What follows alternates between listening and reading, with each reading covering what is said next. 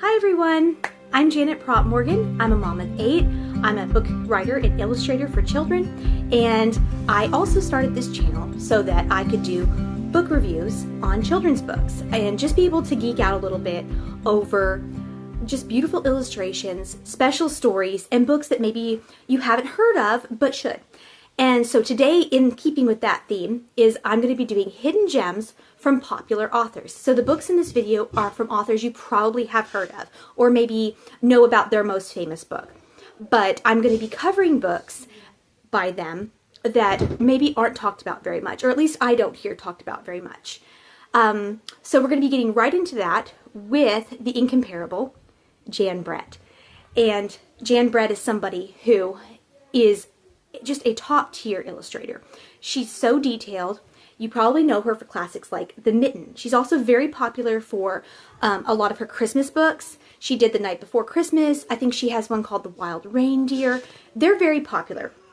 However, some of her earlier books I don't think get as much attention. One of her earliest books that she wrote and illustrated both is called Fritz and the Beautiful Horses. This book's themes are about inner beauty versus outer beauty and what's the most important.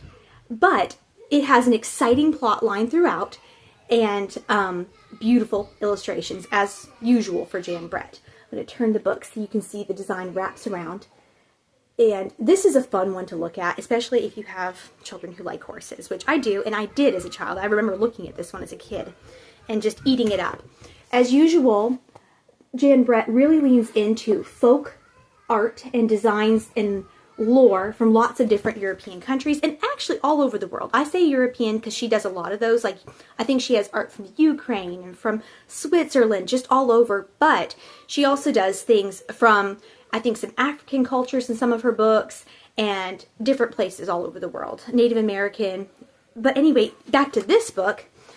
You can see how detailed the illustrations are. Look at the textures of the fur on the pony, of the action in this picture. So exciting. It's gorgeous.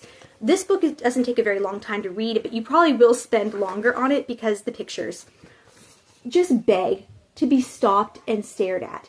Now, what's different about this one is she hadn't really gotten into what she does with in a lot of her later books, such as this one, where she has sort of a little story going on in the margins. You'll notice that she does these very, very decorative borders in a lot of her work.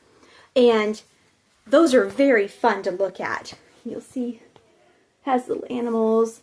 But even though this book doesn't have those, it does lean into how she uses folk art in the story. And I think this is well worth a read and is not talked about enough. Maybe just because it's older at this point. She's been writing a very long time. I want to say over a 50-year span at least.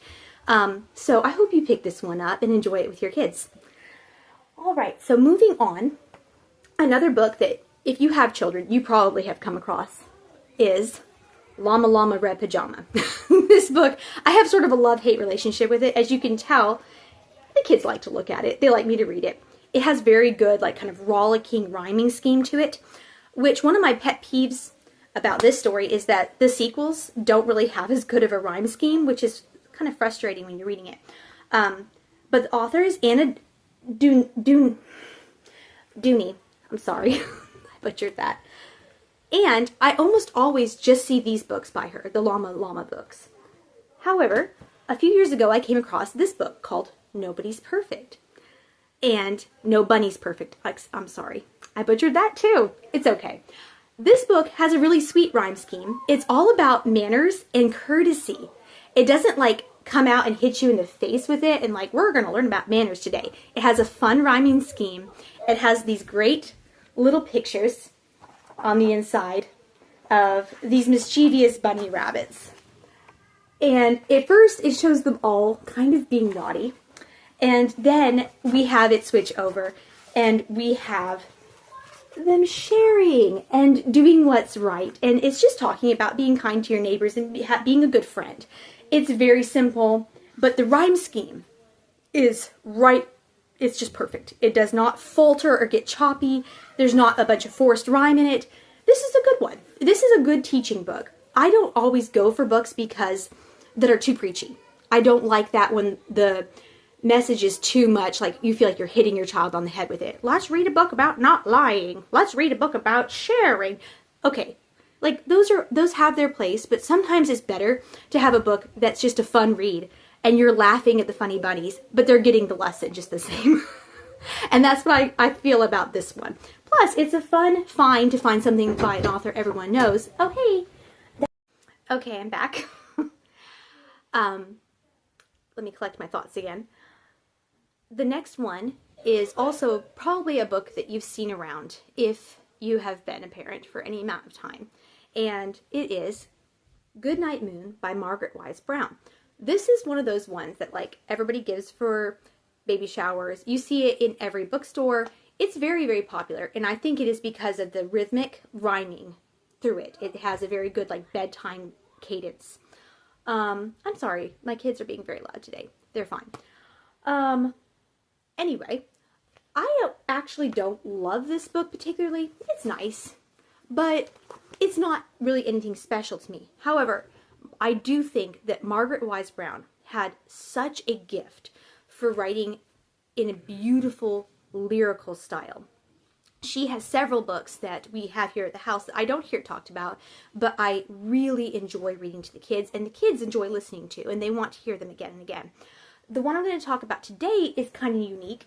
It's an older golden book, which, you know, golden books are usually smaller, but they do publish, or at least they did, publish these larger anthologies and bigger books back in the day. This one has gorgeous illustrations, which I have looked into this illustrator. He was very multifaceted, and he did a lot of different styles of work. But look at this. It is that gorgeous golden book style that's sort of flat, but so detailed. I love it. You see that a lot in the golden books from the 40s and 50s, maybe through the 60s. And this book has tons of poetry, very short little stories, longer stories, and then these illustrations are just rich and beautiful to look at. Look at the greenery in some of these. Let me show you.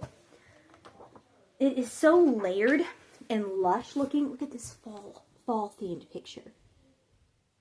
All of the stories are very cute.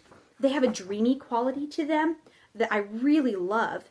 And it's neat to be able to read through this one and have everything from an ABC rhyme to a story about a little lost bunny, such like this one in the beginning. Look at the greenery in this.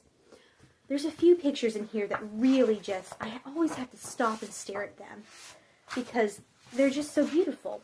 This last story has, look at this spread. I don't know if it's just me, but I love this borders, the border style of illustration where the words are in the middle and the picture is all around the side, but there's enough room to really have this wonderful, rich looking picture. Look at the little lady's slippers in the corner here.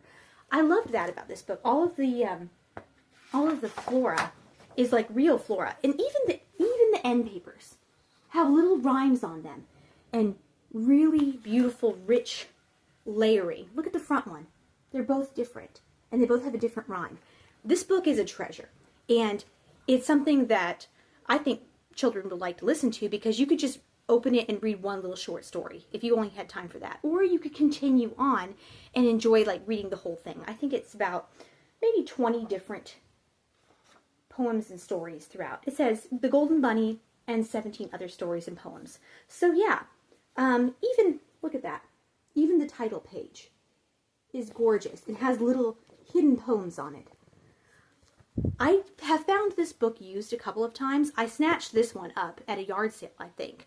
And I don't know how easy it is to find. I feel like you could probably find it on eBay. I've said that before and I'll say it again. Such a good way to get books that are out of print or maybe a little harder to find.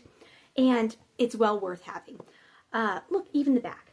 I have displayed this book as a piece of art. Like just the back of it turned forward on a shelf, and I'll probably do it again. So that was today's selections. I hope I wasn't too rambly, but I do love finding books by authors that like everybody kind of knows about, or at least knows their most famous books. And then you're like, well, why isn't this one well known? Why don't I ever hear about this one? It's just as good. And I like to kind of spread the word about those. I might do another one like this sometime. I certainly thought of several other books while I was doing this one, but I'm trying to keep my videos to 3 books just to make them not too long, something you can sit down, get some good ideas, and then, you know, I can give you some more the next time. Anyway, thank you for being with me again today. I do have some exciting news. I'm going to go ahead and put a little picture in here, but I have announced the name of my new book, and it is Hannah Lee and the Week of Dreams. And it's about a little girl named Hannah Lee, and she's very imaginative, and every single night she has a different dream, and she tells her family about it the next morning over breakfast. But Hannah has such a good imagination, and she has quite a large library, and her dreams are influenced by real life. And so what could go wrong if she's reading something a little bit scary before bed? And what will happen when Hannah Lee has a bad dream? And I'll let you find out when the story comes out, and I will be updating you guys about its availability, and it's in the last stages of getting ready to be printed. I'm kind of waiting on proofs because that's something that, especially when you're self-publishing, you need to do. You need to have your proofs come through, sometimes a couple of rounds of them, to catch any small mistakes with the formatting and to make sure that the book really looks good in print. And I'll be very excited when I have like a proof to show you guys. But for now, I'll just be inserting some photos. Thanks again, and I'll see you guys next time. Bye-bye.